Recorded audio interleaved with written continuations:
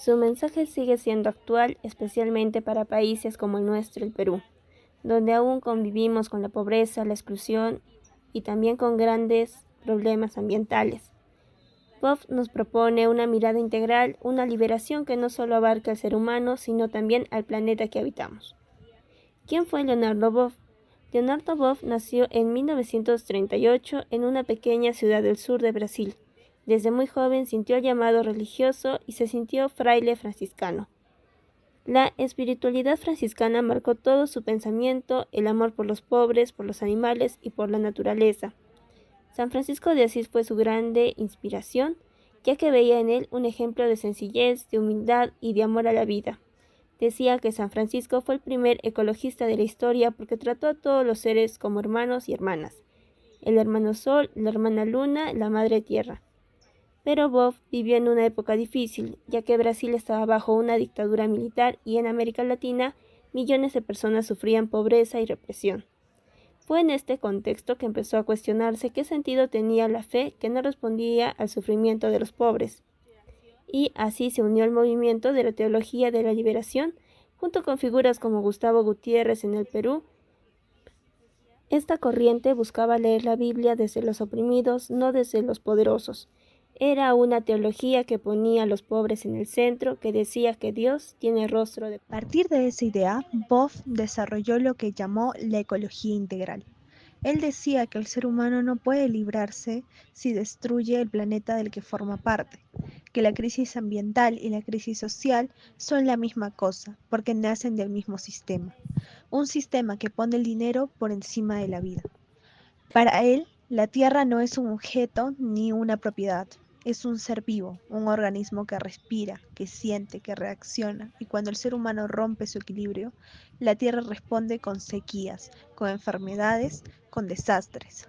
En su libro Ecología, Grito de la Tierra, Grito de los Pobres, Boff explica que los más afectados por esas crisis son siempre los más débiles. Los campesinos, los pueblos indígenas, los pueblos urbanos, ellos son quienes primero sufren las consecuencias del cambio climático y la contaminación. Por eso, cuidar la tierra no es solo una cuestión ambiental, es una cuestión de justicia. Y para Boff, eso es fundamentalmente cristiano, porque el amor a Dios se demuestra en el amor a la vida. En lugar de ver el mundo como un recurso, nos invita a verlo como un hogar compartido, lo que él llama la casa común. Esta idea fue tan influyente que inspiró al Papa Francisco en su encíclica Laudato Si. Sin embargo, en su tiempo sus ideas fueron muy polémicas. Durante los años 80, el Vaticano consideró que sus posturas eran demasiado políticas, y Boff fue silenciado por varios años. Pero lejos de rendirse, él siguió escribiendo y reflexionando desde otro lugar. Decía que no se trataba de atacar a la iglesia, sino de recolectar con la vida el mensaje original de Jesús, la compasión, la justicia, la fraternidad. Con el tiempo sus ideas fueron comprendidas. Hoy muchos dentro de la iglesia reconocen que Boff tenía razón. El Evangelio también habla del cuidado del planeta. En cierto modo, Boff fue un profeta. Se adelantó a los problemas ecológicos y sociales que hoy vivimos con tanta urgencia.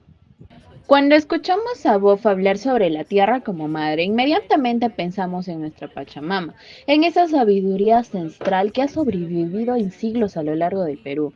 Por ejemplo, en los Andes la naturaleza no es algo separado del ser humano, todo está unido, los cerros, los ríos, los animales, las personas, entre más. Por ejemplo, el Ayllu, como una comunidad andina, incluye tanto a los seres humanos como a los elementos de la naturaleza.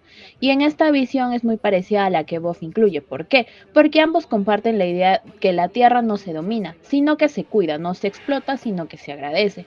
Pero también compartimos los mismos problemas. En el Perú, por ejemplo, la minería legal contamina los ríos, la tala destruye la Amazonía y muchas comunidades indígenas luchan por su propio territorio. Boff diría que estas luchas también son teológicas. ¿Por qué? Porque defienden la vida, la dignidad y la esperanza. A veces pensamos que la fe y la ecología no tienen ninguna relación, ni que se pueden mezclar, pero en realidad sí la tienen. En nuestras comunidades rurales, la misa y la siembra se mezclan. La gente reza por la lluvia, bendice la tierra antes de sembrar, celebra las cosechas. Eso también es espiritualidad ecológica, como la que propone Bob.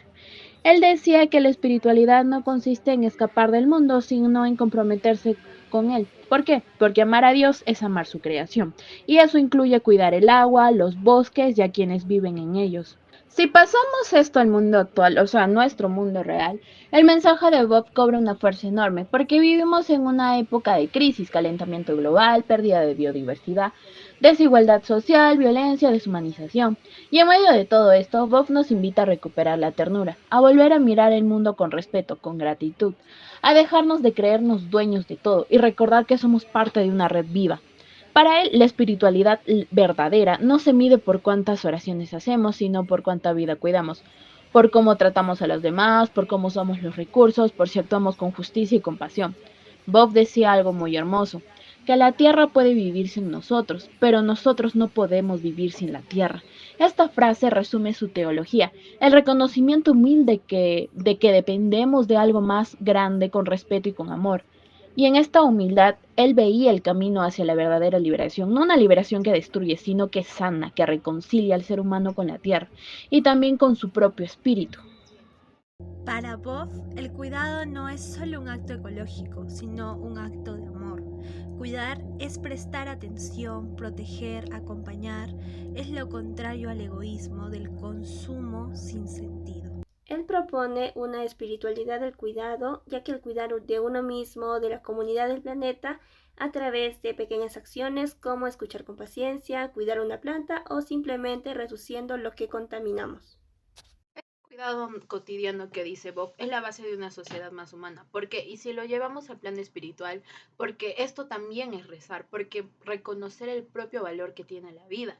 Por eso él dice que cada acto, por más pequeño que sea o más minúsculo que sea, tiene una gran fuerza liberadora, porque no hay gesto inútil cuando nace del mismo cuidado. Leonardo Boff nos deja una enseñanza profunda, que no puede haber fe verdadera sin compromiso, que no puede haber liberación sin justicia y que no puede haber justicia si destruimos la tierra. Su pensamiento nos invita a unir lo que el mundo moderno ha separado, la razón y la espiritualidad, el ser humano y la naturaleza, la fe y la acción. En América Latina, donde la desigualdad y la explotación siguen presentes, su mensaje es también una esperanza que nos recuerda que otro modo de vivir es posible, uno más justo, más solidario y más sostenible. En el fondo, Bob nos llama a volver a nuestro origen, a recuperar la conexión con lo sagrado que hay en la tierra y en cada ser vivo. Nos invita a vivir con sencillez, a cuidar y agradecer lo nuestro, así como también su voz es de la tierra que pide respeto y de los pueblos que piden justicia. Escucharla es el primer paso para así construir un mundo más humano.